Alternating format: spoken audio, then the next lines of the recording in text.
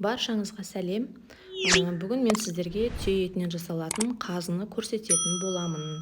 Жалпы алдыңғы видеода көргендеріңіздей, етті түйе етін жайғастыру барысында біз бешбармаққа, қуырдаққа, қазыға, сүрлеуге және күнделікті тамаққа деп жайғастырып бөліп алған болатынбыз.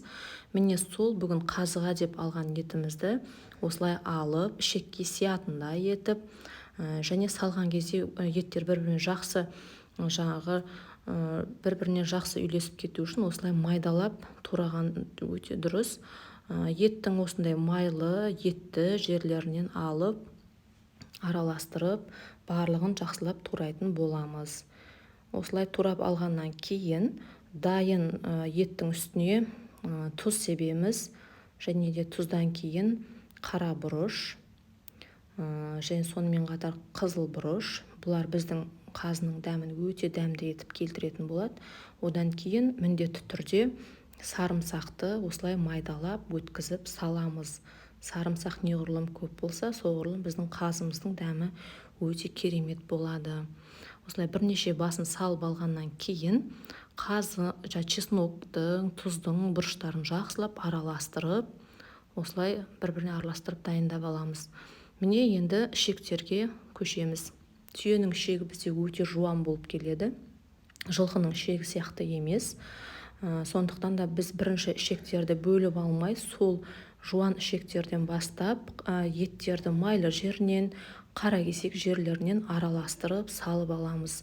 Ішекті толықтырып, жақсылап салып алғаннан кейін барып қана ішектің жуандығына, оның ұзындығына қарай отырып, екіге, кейде үшке, тіпті өте ұзын жіңішке ішектер болады, соларды төртке бөліп, осылай бірнеше қазыларды жасаймыз. Міне қазір мен осы жуан ішекті екіге бөлуді жөн көріп отырмын. Бірінші басын байлап, сол байлаған басына қарай еттерді нығыздаймыз. Яғни арасында ауа қалып кетіп, немесе қазымыз өте бос болып қалмау керек.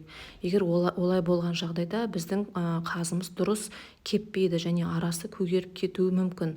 Сол себептен де осылай нығыздап, қайта-қайта арасына кішкене ет жетпеген жеріне етінен майынан араластырып, толықтырып, екінші басын байлайтын боламыз.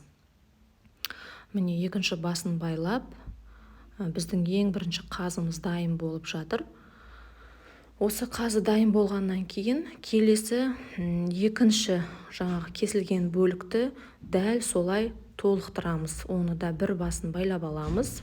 Сосын сол байланған басына қарай екінші жағынан тағы да толықтырып, етінен майынан араластырып салып отырамыз. Және де бұл жерде қазыларды біз піспектеп отырамыз. Яғни не үшін піспектейміз? Бұл піспектеу деп отырғанымыз, біз айттық қой, қазының арасында ауа қалып кетпеу керек деп. Сол ауа қалып кетпес үшін қазының үстінен піспектеп алып, жақсылап, содан кейін ғана ары қарай нығыздаймыз. Мінекей мен қазір салып жатқан қазыны піспектедім. Өйткені арасында ауалар бар, сол ауаларды шығарып жатырмын.